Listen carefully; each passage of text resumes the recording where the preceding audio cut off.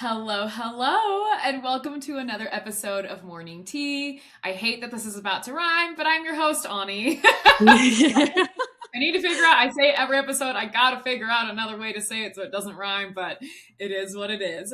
I have someone very exciting here with us today, very near and dear to my heart, who is doing just some of the most rad fucking shit in the hair extension world, but specifically the hair loss world, which I don't think is given enough credit. So, guys, this is Bri. Hello, hello. My name is Bri Morgan, and yeah, like Ani said, I am a hair loss specialist, hair loss solution specialist, even deeper into that.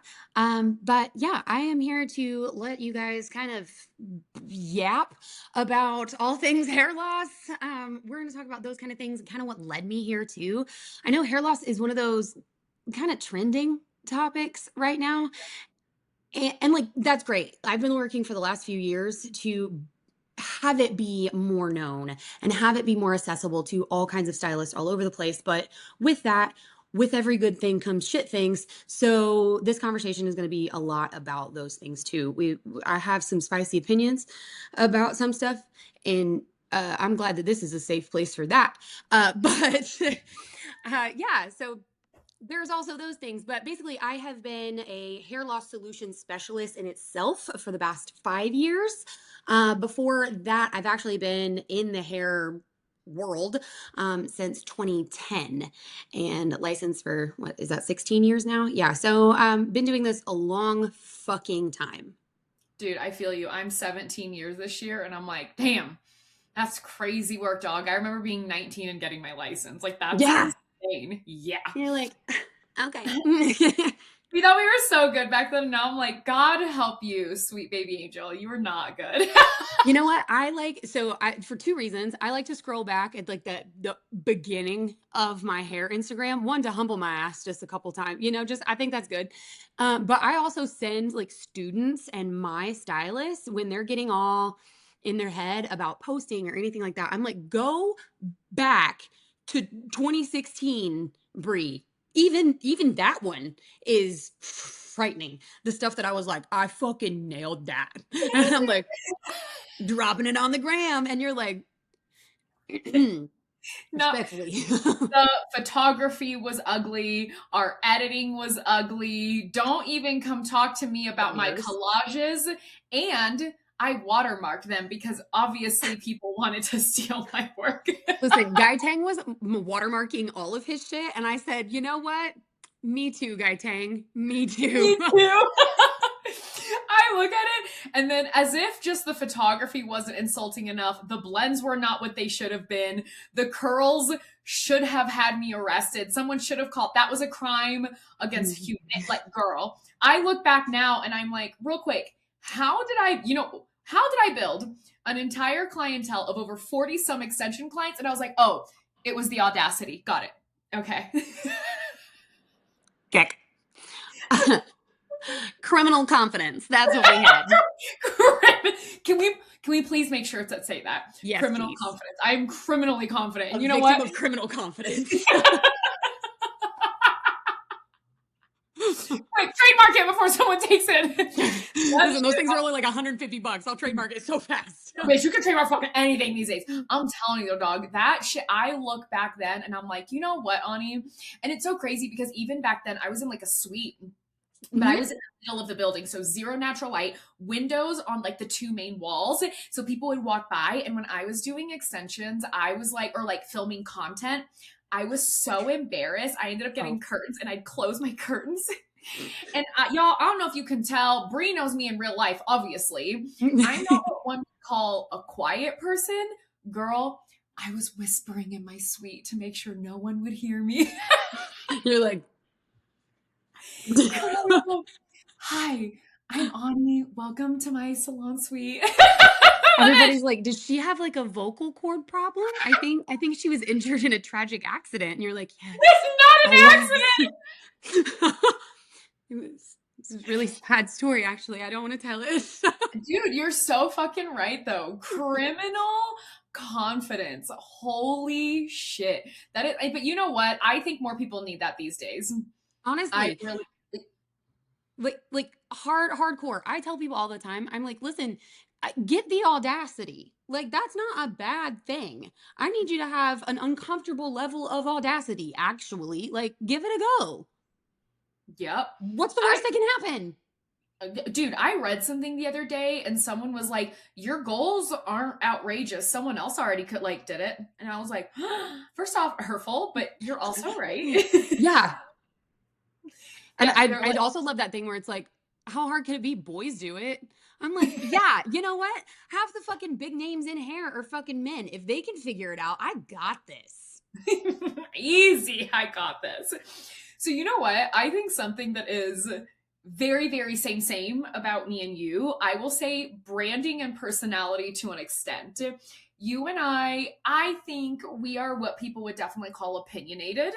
And I think very vocal about being opinionated, which honestly, you and I are, you either love us or you hate us. Yep. I highly doubt there's someone who's like, Bree's all right. Ani's okay. Never heard that in the history of time. Never I've got that heard, review. no, I've heard fuck Ani and oh my God, I Mhm. love her. What do you mean? Mhm. Yep.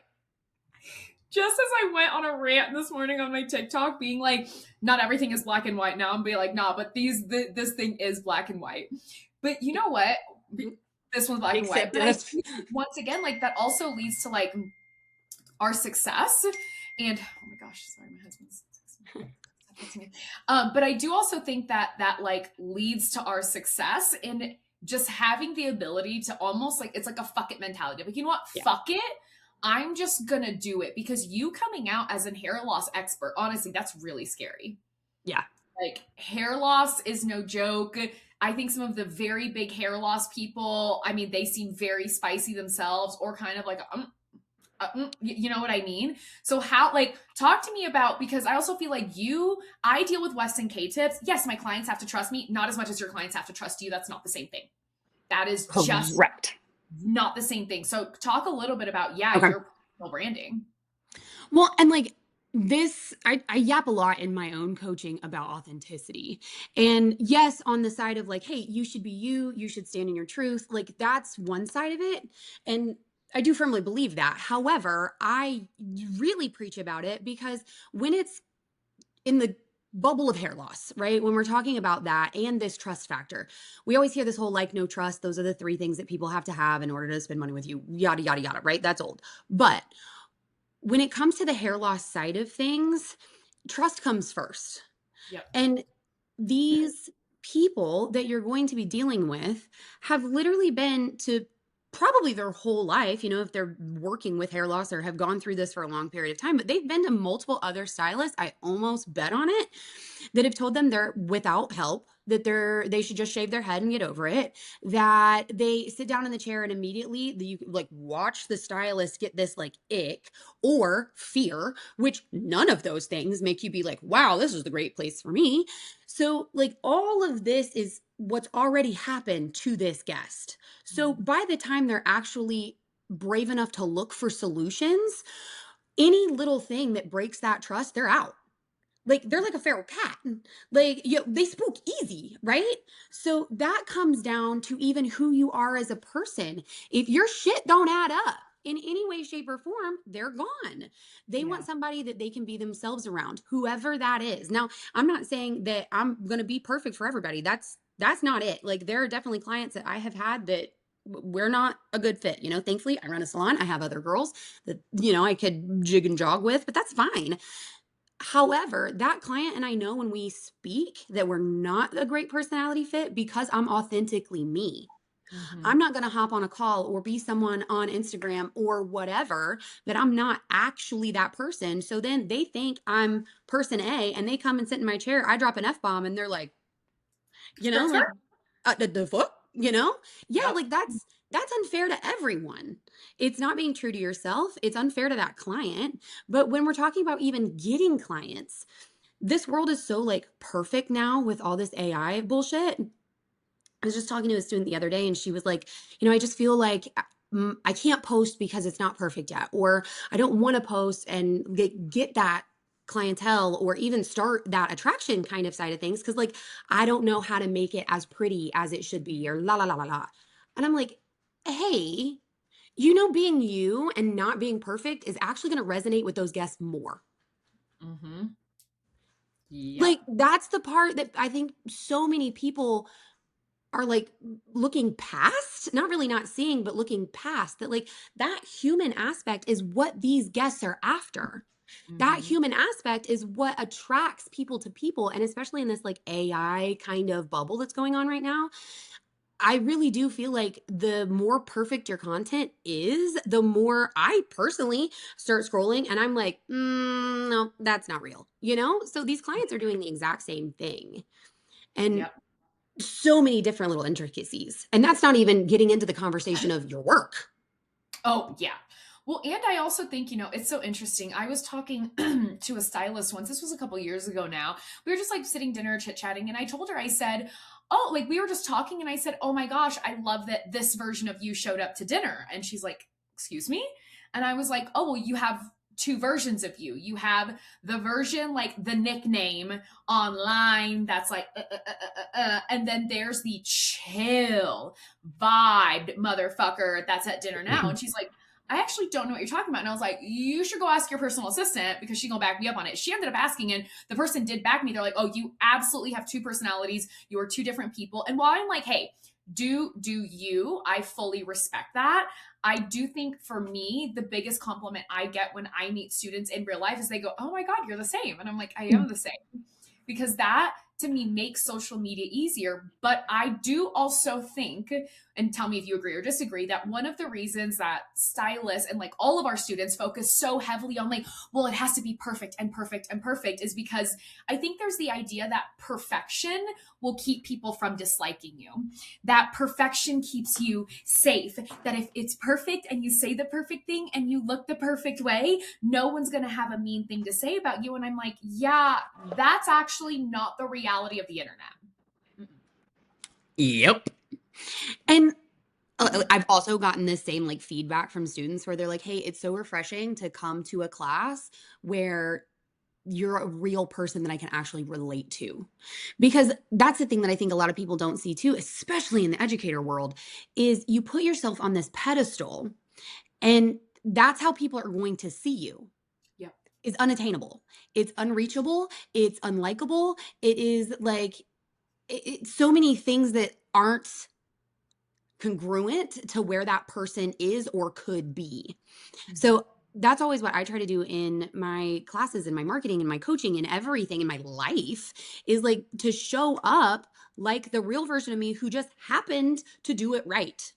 And like now I want to show you how I did it correctly. So Mm-hmm. and I absolutely hate meeting somebody in real life and it's like they have this suit on. And like I don't know if it's just me as like an autistic human being that I can just pick up on that shit so fast. Like, Mhm. but the way I can pick up on that and it immediately turns me off. I'm just like, nope. Like, Makes my hackles go up. It makes yeah. edge around people. And then that sometimes sucks because you're like, I can't prove there's something wrong, but something internally is screaming, uh-oh. Mm-hmm. Yeah. Mm-mm. I don't love it. But and then take that into that same like context of trying to get into the hair loss world. And yeah, you put yourself on this pedestal and portray yourself as this, perfect individual on the internet. And now, guess what? You've excluded a whole group of people who, like I already said, already consider themselves very, very, very, very, very far away from perfect. Mm-hmm. They are already in a mental state where they don't even want to go to the salon because they don't feel worthy of that. They don't want to get new hair. They don't feel worthy of any of this. So now you put yourself even higher up on that. Okay, good luck. And like I'm Yeah. not saying it doesn't work because there are definitely the people that are in the industry and are doing that. Obviously they're successful, is working for something, right? But is it going to give you the foundation business when you're getting started? Probably not. No, definitely not. It's so sad. I actually just watched this video and I sent it to you earlier, but Mhm. this woman, she had kind of like lobbish hair, and she was like, oh, cutting my own hair so I don't have to spend $200 every however many weeks to have a stylist tell me how thin my hair is. And then that I read that and I kind of like read it again and again. And at first I was like, wait, what the fuck? Like, go to your hairstylist. And then I'm like, you know what? That's just because I wouldn't treat someone like shit. But I also tell every single stylist, for the love of God, I need you to stop complaining about your client's hair. If you have a client that comes in and they have a fuck ton of hair, stop with the, ugh, you have so much hair. Oh my God, it's gonna take. Shut the fuck up. Same with if you have a client that has a lot of baby hairs, whether it be breakage or new growth, especially if it's new growth, I feel, please stop complaining and being like, oh my God, there's so many little hairs. This is so hard. It's taking forever. You sound like a fucking asshole. You are literally complaining about your job. And now look at this woman who, and she had a pretty big account, but she's just like, and the comments were roasting hairstylists, being like, yeah, fuck them, basically. And I'm like, that sucks. That's been your only experience. Well, and like we hear that a lot. Like, I mean, 100% of my clientele are hair loss clients, like whether they're wearing rose toppers, both, whatever, wigs, anything. I deal with all of it. So my salon also primarily focuses on this as well. And we always make a point anytime we're seeing baby hairs, new growth, anything like that. Like, even if we're like, girl, this beadwork is taking a minute because you have all these baby hairs, we make it a celebration. We make it a thing. We like specifically blow them out, like where you hold the hair out and blow it out so they all fall down. And we're like, look at how many baby hairs you have. I'm gonna want to strangle myself halfway through this install, but this is so cool. Like, and make it a cool thing. Make it something you celebrate. Make it something you document and track.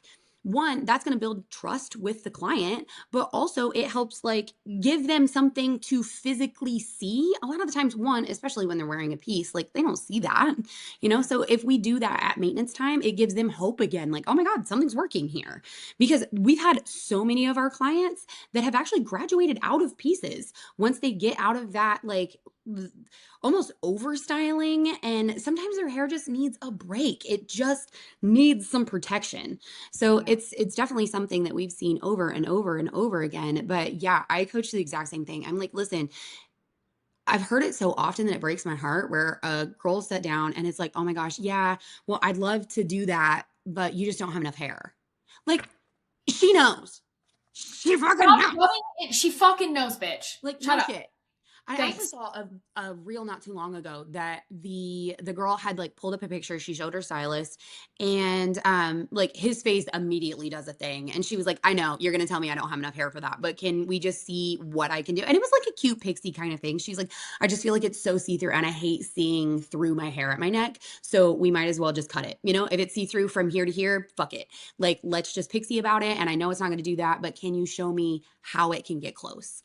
And like that was a perfect time. And he recorded his whole consultation. And he was just like, yeah, let me see what I can do, you know? And it was very like, because that was the perfect opportunity for him to be like, hey, girl, I get it. Like, listen, I got you. We have some texture spray, we have some stuff. And yeah, this part right here might not be 100% like this, but guess what we can do? We can do a little bit of this. Let's get that crimper in there and show you how to do A, B, C. Like, it was a perfect teaching opportunity that was totally missed because he was nervous.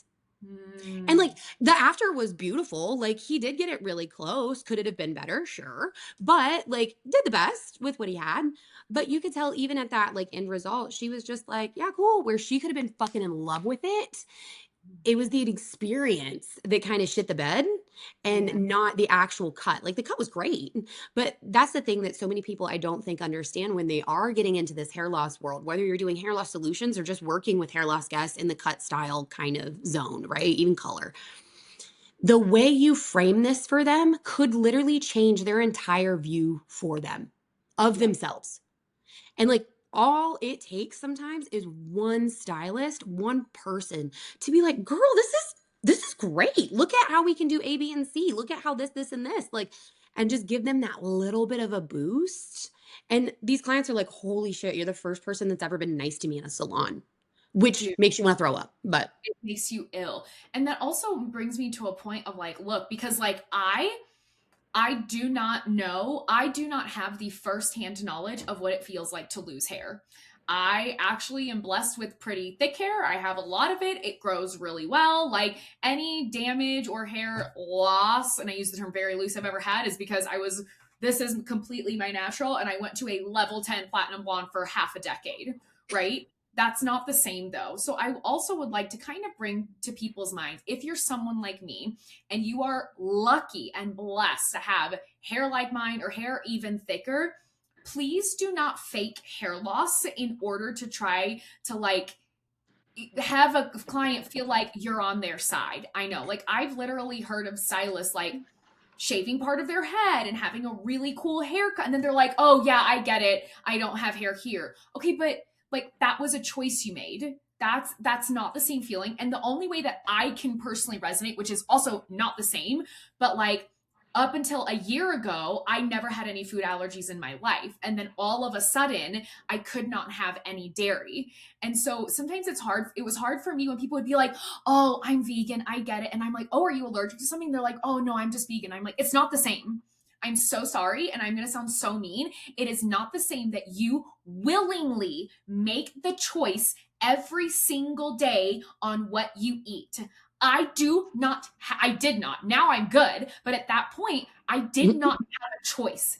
If I chose to eat it or someone made the mistake of giving it to me, we are now talking an autoimmune response. We are talking full body hives and rashes, and it's just not the same. That's why I say, although I can't understand from a hair loss perspective, I do understand wanting to change something so desperately bad that it physically hurts, that it brings you to tears, that something as simple as going to a salon, you know you're going to end up crying in the same way that for a year, probably every other time I went to the grocery store, I ended up crying in tears. I'm like, I can literally, I swear to God, never go back to my normal grocery store because like this is the bitch that just cries through the aisles every single time. And girl, my poor husband, that man is a saint. But like, that's why I say like, you don't have to experience something firsthand to have empathy, but to like fake it almost is a really gross feeling that clients they can tell they're not fucking stupid. Yeah. And on that like note of things, like I have experienced wild hair loss before. I am that person, which I kind of jokingly say my hair never like really got past, like, you know, when you're like 10 and your hair's just scraggly and shit. My hair never really matured past there. It's like the prepubescent hair all the time. I It's was like just good like, enough. that's fine. We're good here. Okay. So like I was starting off strong to begin with, right? But I have an autoimmune condition. I have RA. There's like a laundry list. I have a fucking heart condition, like a whole bunch of health things. And then I'm also the person that like the second I experience any kind of stress, my body's just like, you know what'd help? Make her bald. Less hair. I'm so sorry. Make her bald. She loves that shit. She loves it every fucking time. It calms her right down. Please Plot make a twist. video about this later. No, and it's like it's so ridiculous because like everything like it's like a thing every few years, which I just actually got my hair done on Thursday. And the girls were talking about how full my hair is. Like, I'm down to wearing only one row of extensions, which is like a whole big fucking thing for me. Haven't had that in like the last 10 years. So, love that. But I was like, well, just wait. This fucking salon I just opened in the last like 4 months of wanting to throw myself off a bridge because I was so damn stressed. Give me a couple months, this will circle back. Damn. So we're just kind of like waiting patiently for that. But like, I know that about my body. I know that like that is its thing, that it's just like, hair's gotta go, fuck it. So like, I know that I can boost that. And when I am feeling stressed, I need to hit on those vitamins. I need to up my zinc. I need to up my protein. I need to like really hone in on making sure I'm doing my B vitamins. Like, I know these things to help, but it still never really like 100% does it, right? So I can speak from that side of things. And also a few years ago when my mom passed, that was a whole nother thing. Like I'd always had pretty bad sheds after I had my kids, you know, the stress sheds and things like that. But like it was 2 full years of her being sick and then the grief afterwards. And it was just it was a lot. Which, but I also had a shit ton of family issues afterwards that just went to shit. Because people are just weird after people die and money is involved. And it was just a continuous thing it was like right around 2 years.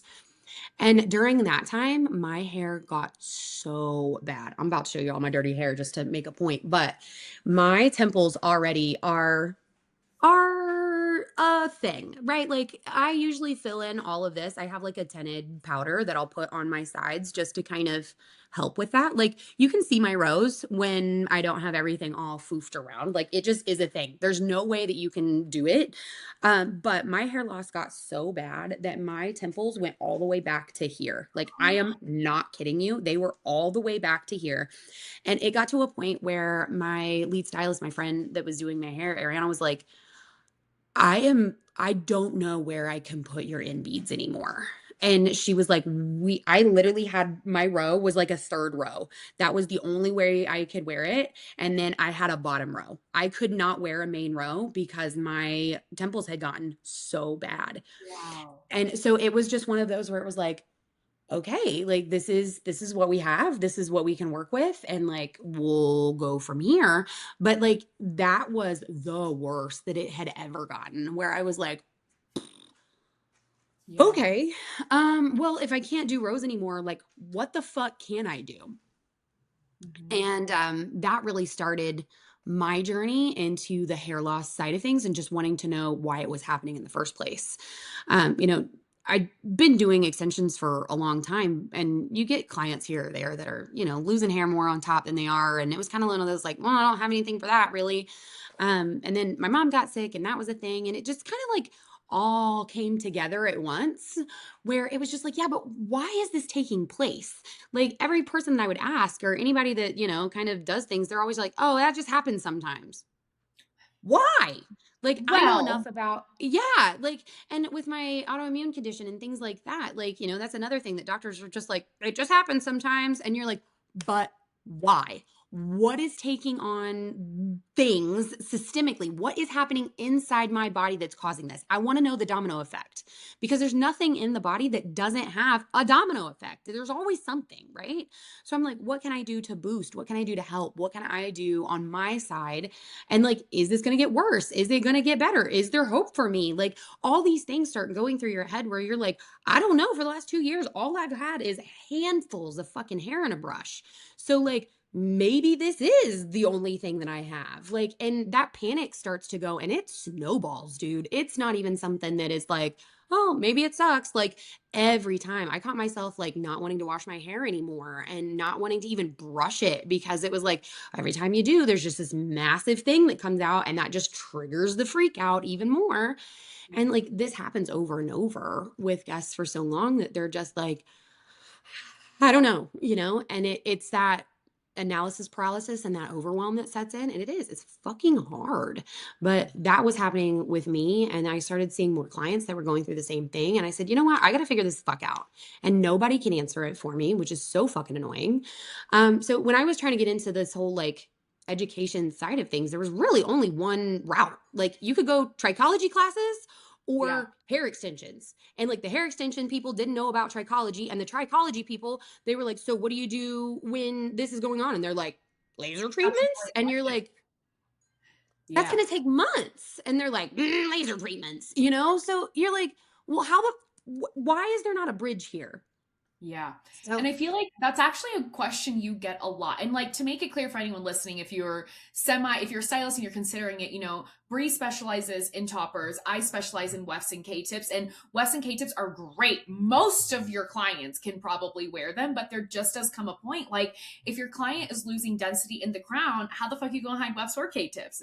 It doesn't matter how invisible you think your K-tips are, they're going to show. And that's where Bri's specialty really comes in. And I know like one of the biggest questions you've been asked, I get asked, is all about trichology. Are you a trichologist? Did you go to school for it? Because that people are like, I mean, I want to do it, but I don't. A friend of mine actually, she literally was just texting me probably a couple weeks ago, and she's like, oh my God, I'm taking these trichology classes. And she's like, this is the worst fucking educator on earth. This is so boring. She's like, what are you doing? And I was like, oh shit, bitch, you are bored if you're texting me mid class. Well, and that's the thing because, like, yeah, the education historically isn't great. So, yeah, when I was looking into it and trying to get into this world, that's what I was noticing too. Like, the reviews for this education, which a lot of them literally just push it's like I'm gonna rewind for a second. Have you ever been to those brand knowledge classes? You know, you think you're coming to a color class, and turns out Redken just yaps about the ingredients in their color for 49 minutes, and then is like, and here's a root retouch, and you're like, what the fuck was that? Like, that was a giant waste of my time. Yeah. That is what I heard from multiple people when I was like, "Hey, what can you tell me about your trichology experience with X and Y company?" Like, whatever. That was a lot of it where they're like, "Hey, it was great. Understand that these are also the things that take place. Did I learn a lot? Yes. Was it super engaging? No. Was it easy for my stylist brain to perceive it? Also, no. Am I using it? Maybe. So like that sucked too. So I'm sitting here looking at trichology classes or figuring it out my fucking self and was like, do I want to invest for the education that I would be wanting? Like, I'm that person, I'm all in or nothing. Like, I have dumped hundreds of $1,000s into my education so that I can be the best at everything. I'm a perfectionist, it's just who I am. So I knew going into it, I'm taking all of these classes. I'm flying to Philadelphia to do the in-person. I'm doing all the things because I know how I learn. I need to be in person. I can't do videos. I fucking hate them. I'm not watching your shit online. I'm not fucking doing it. I want to be in there. I want you to show me with your hands, all the things. So I'm like, to get that level of education where I know I can actually use it and actually apply it, I'm 10K deep. Easy. That's not Minimum. even including the travel Mm-hmm. or anything I'm going to need to actually do these services later. And then I started thinking like, well, do I actually want to practice clinically? Because this whole training is to practice clinically. This is to be able to prescribe things. This is to be able to like diagnose people. Do I want to do that? No. All I wanted was to understand why. I just wanted the why. So at that point, and to get that level of why, you had to go through all this other bullshit that I didn't fucking care to have. But I was like, well, it fucking comes with the package, right? So I was like, fuck it. I'm doing it myself. So to answer your question, no, I am not a board certified trichologist because I didn't want to practice clinically. Instead, I spent 4 years and it was like too heavy, too more like refreshing and just getting up to speed on things. But I dove into the trichology side of things. I have every single trichology textbook of every class there was, from the natural holistic side of things all the way up to the like actual board textbook. I have all of them, down from like Ayurveda kind of things, like any kind of thing. I was like, yep, let me read that, because that's again how my brain works. I am that person that can do that. I can search through everything. I have a photographic memory because I'm a psychopath and can literally just Rolodex that shit at any point in time. And I did. I spent all those years reading those books, gathering information, reading clinical study after clinical study, and just to familiarize myself with, why does this happen? How does this happen? Every domino that I'd knock over, it was like, okay, well, why does that happen? Okay, cool. That happens because of this. Why does that happen? How does this and this even coincide? Oh, it's got this other thing, and just researching all these different things. And 90% of them have nothing to actually do with hair loss. But when you track it back far enough, it can cause it. And so I Mm. think there's so many people that, especially in the alopecia side of things and those autoimmune side of things, that they've been told that there's no cause for that. We just don't know why that happens. Well, yeah, we don't know why it triggers in the first place sometimes, but we got a lot of fucking options. Yeah. And like, I have people in my, like, I post all the time, hair loss is a symptom, not a diagnosis. And people are like, actually, it's not. And sometimes it just happens because of nothing. And I'm like, first of all, wrong. Hair loss does not happen because of nothing. Something takes place, whether it be a, chemical shift, whether it be a blood loss shift, whether it be a shrinking kind of thing, It can something's be as always taking place. it can be as simple as you had a crazy high fever when you got sick. Thank you. That's called telogen effluvium. And your body prioritizes its own health before it will send it there. Hmm. I That literally happened to a client of mine. My God, this was years and years ago now. It's when I was still in California, but she had two rows. She was a cutie patootie. She was so whatever. She all of a sudden, like, she ended up getting COVID, is what it was, and her fever Yep. was like 102, three, like something fucking insane, A and long period of time. and her hair loss did not start immediately, but we started noticing it with time. She was like, hey, and this was an interesting conversation that I think stylists, like, you need to prepare yourself, whether you're doing extensions or hair loss. Prep yourself for this conversation. And before you jump to feelings and emotions and panic, just think of it logically. She's like, Yep. hey, I'm experiencing, like, a lot of my hair is shedding. My first question was, are we talking shedding all over or just shedding what's attached to your extensions? She goes, everywhere. That tells me the extensions are not the problem. Yep. You're not going to lose a fuck ton of hair in your crown or your nape when your extensions aren't attached there. That's just not how extensions work. And I said, okay, now we need to backtrack. I started backtracking up to like 6 months. I said, okay, let's go to 6 months ago. Because if you're like, well, anything happened recently, they're like these past couple weeks. Well, that's not how quickly it happens, though. That's the problem. So we backtrack, and in a 6 month period, not only did she have surgery, so she had anesthesia. So that right there, I warn, especially having been in California where everybody every other day is having a surgery. I'm like, hey, prep yourself, because about 3 months after you have surgery, you're going to be losing hair. And they're like, what do you mean? I'm like, anesthesia will trigger hair loss. You're going under. Your body's going to freak out. You're going to lose some hair. And they're like, okay. So not only had she had surgery, she had COVID and got a crazy, crazy high fever. She was sick for a really long time. And I said, this is what's happening. And it was just shedding and shedding. And it didn't help that she had long hair. So then the shed seems even more because it's such long hair. But we had to bump her from 2 rows down to 1 to just give most of her hair a break for a while. Then eventually we were able to like bump it back up, and then her hair grew in and then bump it back down. Like, but it was a constant, like, you can't have 2 heavy rows anymore. You get 1 light row. This is what we can do. We can't do that. But like, when I told her, and she actually, her husband is a plastic surgeon and she runs the office. And I said, hey girl, every time, I love her. I go, every time you go under anesthesia, you're going to be losing hair. And she was like, fuck. And I was like, so just prep yourself. But things like that, clients, I feel like stylists have a client come in and they're like, I'm losing hair. And they're like, it wasn't me. It wasn't my extensions. What did you do? And I'm like, can you fucking reel it back 45 feet? No one blamed you. You're scared. Your client is scared. This is not like a man. My husband's losing his hair and he's like, I fucking shave it. Yeah. They don't care. They got their beard or their little mustache and they're perfectly fine. Women, no woman's going to be like, I'll shave my head. Hopefully I'll just grow a mustache. That's 2 problems. No woman wants that. Like, That's 2 problems now. as a Latina woman who can get little mustache hairs, they all gotta go. They're all gone. But like, plucking them when you find that one crazy chin hair, you're like, I'm old. Literally. But like, I also think stylists need to realize a client coming to you is not saying, hey, Bri, you did something. You're a piece of shit. You fucked my world up. They're just scared, dog. Yes. Like, you have to have empathy and sympathy. Yes. And this conversation about prepping your client for hair loss, this goes into all of it.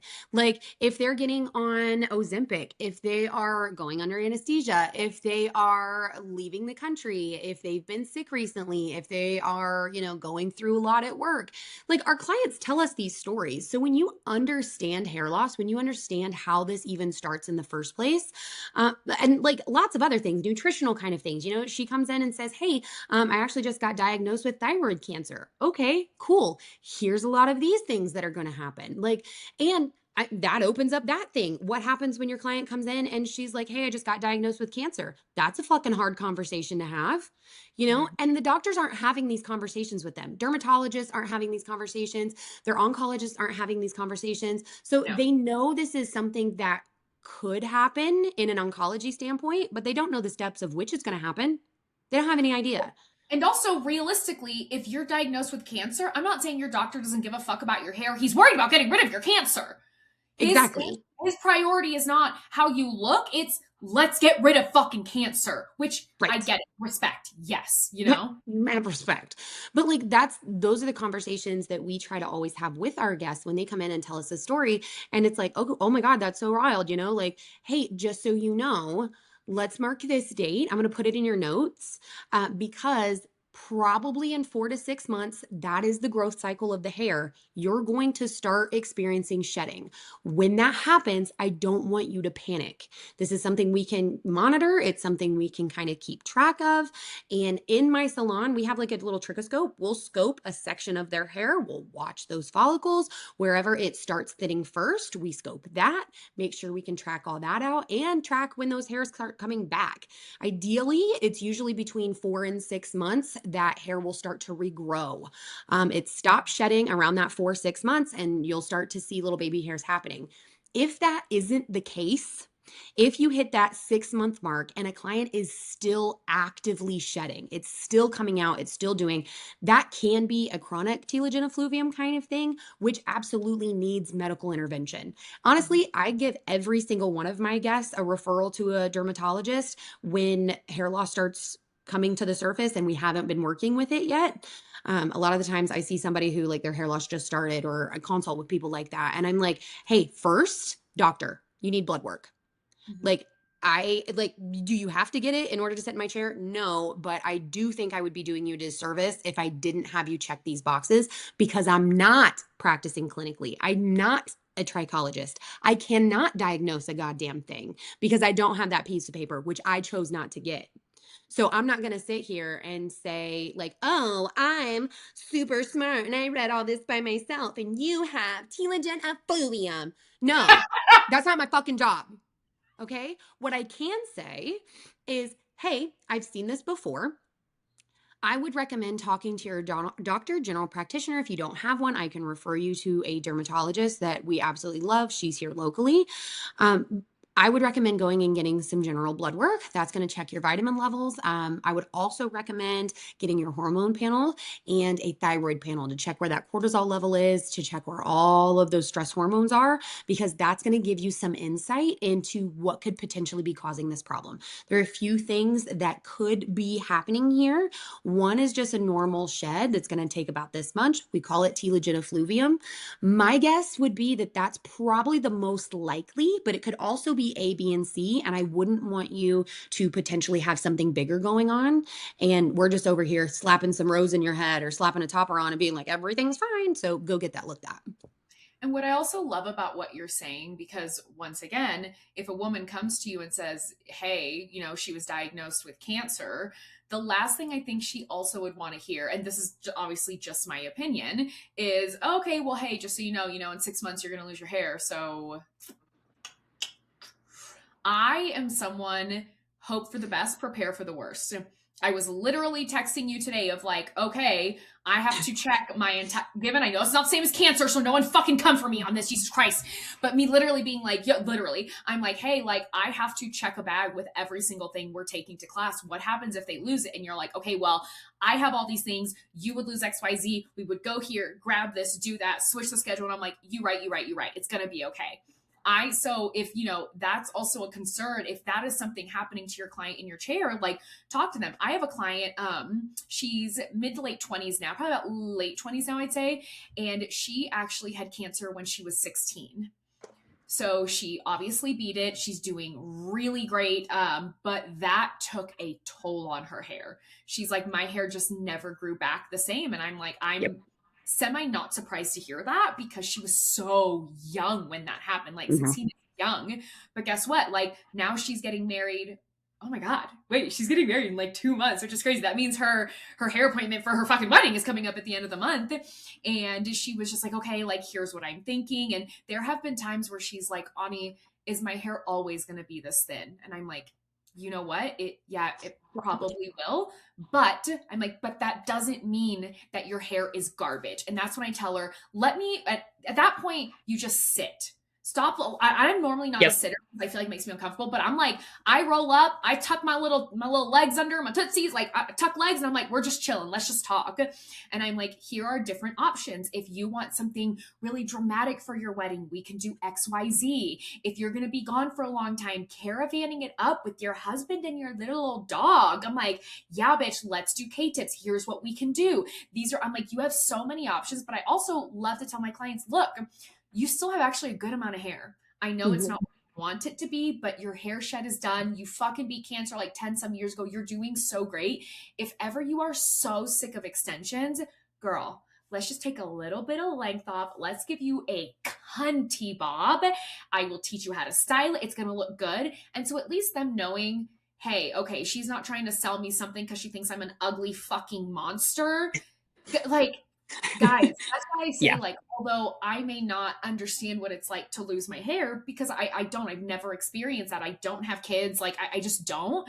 My God, having some bit of like sympathy and like kindness isn't hard. It's not hard to put yourself in that person's shoes and be like, I would be so upset. So let's just give her options and tell her, even if you never want extensions again, I will still fucking help you, bitch. Like, we got this. It's going to be fine. Yeah. Mhm. Yeah. And like that conversation is so important. And especially when it comes to cancer, because that's a different type of effluvium. And that does happen so fast that it is one of those things that a lot of people are like almost like on the edge of their seat for. When it comes to cancer shed, you can almost start a timer in the case that they're doing chemo or immunotherapy. You can almost start a timer for 14 days on the dot that shed will happen. And I try to tell my guests too, like, this isn't going to be like, after you've had your kids or after you have something like where it's just a little bit. I'm talking, it just comes out and keeps coming. It's like, and I try, and again, because I am that person, I'd rather, worst case scenario and be prepared. Yes. So at that point, we have the conversation. Do you want it to get there? Do you want to experience that first and decide if you want to try to keep as much hair as possible? Or do you not want to experience that trauma and we shave it before? Because I do have some people that are like, you know what? I'd rather see how much comes out, try to save what we have, and go from there so that growing it back afterwards might just be a little easier. And I'm like, perfect. That's great. Fair. Here's Yep. what that's going to look like. Mhm. Here's what that's going to feel like. Because also, fun fact about how chemo kills off the hair. This is something I love because I'm a fucking nerd. But this is something that I love to share. So most people, when you ask about, oh, well, why does chemo kill off the hair? They're always like, oh, because chemo just kills the hair. You're like, no, it just falls out. Like that's just what happens. So the purpose of chemo is to target fast generating cells. Cancer is a very fast generating cell. So, how chemo works, I use the analogy, I'm really big on analogies. I use the analogy like it's a state trooper. Okay. He is parked on the side of the interstate and that motherfucker is just clocking. He just is looking for anybody that's going too fucking fast. Okay. Anybody Mhm. that's going too fast, he's going to arrest them. Okay. Just straight to jail. Do not pass go. Do not collect $100. We're just straight to jail. So, that chemo floods into the body and every fast generating cell it's after. That is why hair, nails, and skin go first. Those are the three most fastest regenerating cells in the body. That is why the skin dries out. That's why the nails turn to shit and get rigidy. That's why the hair goes first. You have a stem cell in every single one of your follicles. That stem cell regenerates really fast because your hair is growing at an exponential rate. That chemo sees that stem cell and says, not in this house, and shuts it the fuck down. So Fuck. because of that happening on the head, it also will feel like bugs are under their scalp. That chemo is targeting those, and that is a very densely populated zone. You have skin cells on top of those stem cells. So everything's happening at once. And that chemo is flooding in and killing it all off so fast. It literally feels itchy, tingly, like bugs are under their scalp. That usually happens around that 10 to 12 day mark. And then that hair loss is going to follow shortly after. So that's what I always try to tell people too. Hey, when you start feeling this, that is your first sign. At that point, if you don't want to experience that loss and that shed, call me. We can shave your head here safely in the salon to make sure it's done right, because there is a right and wrong way to shave someone's head with cancer. Yes. Sometimes I see So, the shit, I'm like, y'all going crazy. You know what? Okay. Do you actually? If it makes you feel better, whatever. Fine. well, and that's the thing, like, you can't burr, like, when when people talk about shaving someone's head, I think you just go like, okay, no guard, don't. Like, anybody that's listening to that, do not do that. You have someone with no immune system. An ingrown hair could literally kill them. And that sounds really dramatic, but I'm not fucking kidding. When you shave someone's head with, if they're undergoing any kind of chemo, especially, but anyone with severe autoimmune issues, do not shave it all the way down. We go as short as a number 2 guard, and that is as short as I will go. From there, I'm going to tell them how to massage their scalp and get the rest of that hair out. It's going to keep shedding, but at least it won't be super long and super traumatizing. Yeah. So, like, if they're not wanting to do that in my salon, or wanting to, like, I have some people that they're like, oh, we're making a party of it. We're going to have drinks and everybody's going to shave my head piece by piece. And I'm like, first of all, fuck yeah. I love that. And she's like, I'm going to get a mohawk. I'm going to get a reverse mohawk. Like, I've had all of, and I'm like, I can't wait to see pictures. This is going to be a fun ass party. So if Wow. that's the case, I'm like, hey, just make sure it's not all the way down. But that chemo is doing that. It's going in, it's attacking those follicles and those stem cells within that. And that's why long term, especially if we're dealing with somebody that went through treatment for a really long time in their childhood or had a bone marrow transplant, those are the 3 that are most likely to not get hair back, because it damages that cell so much. And then the immune system has to be suppressed after a transplant or anything like that, that it just can't come back. Yeah. Damn. I actually had no idea. I did not. I love the analogy, though. I want you to know I'm going to talk about this forever and I'm never going to forget that. That I like, I love I sharing it because learn it's so through fucking cool. analogies and stories. That for me is Yep. like, if you were to tell me that, I mean, I would have retained it no matter what, because that's interesting as fuck. But like a state trooper going skirt, skirt, nope, Mm-hmm. nope, to jail, to jail. That makes it so easy to learn. So one more thing, because now we're coming up to the end. A stylist is listening, right? And they were like, holy fuck, the way Bri speaks, this makes sense to my brain. I love this, but I'm nervous. I'm scared. What if I fuck it up? What if I can't do it? What if I can't get clients? Like, what are your words to those stylists? First of all, that's everybody's mentality in the beginning. So don't feel alone on that. Literally, everybody starting anything for the first time, that's so natural and normal for that to be the, oh shit, but what if, right? So, first of all, deep breath. You got this. Also, I am not one of those educators that's going to teach you and then be like, good luck, fuck off, I hate that. So with my education, not only do you get like the online course, but you get access to me. We have an online support community that's absolutely free. Anybody listening to this, if you want to join, you're more than welcome to. And we are live in there every other week doing support calls. You don't have to be part of my education. You don't have to do anything. There's no pitches. There's no, like, I'm literally just trying to spread information on hair loss to get more people comfortable with it. We have business building things and stuff in there. On top of that, like, my DMs are always open. Our like community there, like, if you ever have questions or you're like, hey, what kind of piece does this person need? What color should I do? What la la la la? What method is the best for her? Like, I'm there. I'm actively helping every single one of my students. And like, that part I feel like is what a lot of systems and a lot of education doesn't get, that you and I really saw and was like, hey, that's not fucking cool. But I run mine the exact same way. You have access to help, whether it's marketing and strategy there or actual doing it. I will give feedback for free. All of that is part of the deal with me, because I actually want my students to succeed and not just pay me. That's not what I'm after. I love that. So, guys, if you're interested in what Bri offers and what she has, it's called The Methodology.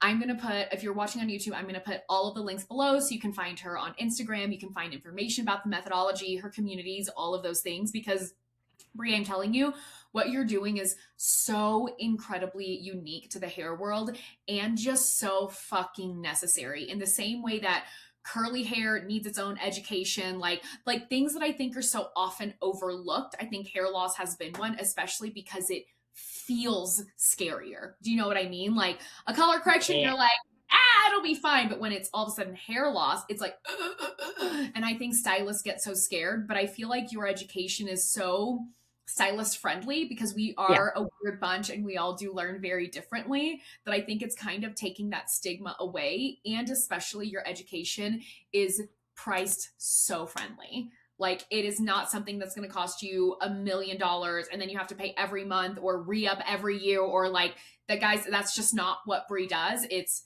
price very friendly. There's tons of help. So Bri, thank you so much for taking time out of your very busy day today to spend with me. No problem.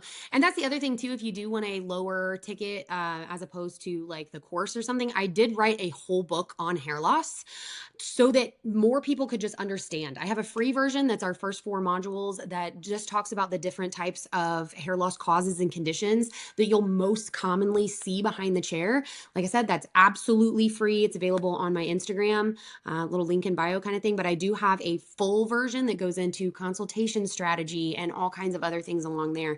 It's also written in my voice, and the way I teach and speak here is the way that book is written. So that's the other like cool little resource I have. Love that. Fucking thank you, Bri. So yeah, guys, if you're interested, like I said, if you're watching on YouTube, I'm going to put all the links below just in case. It is Bri, Bri, Morgan.hair artist. Bri Morgan.hair artist. So Bri, thank you again for being here. I really appreciate it. And guys, thanks for listening to another episode of Mourning Tea, and I'll see you next week. Bye.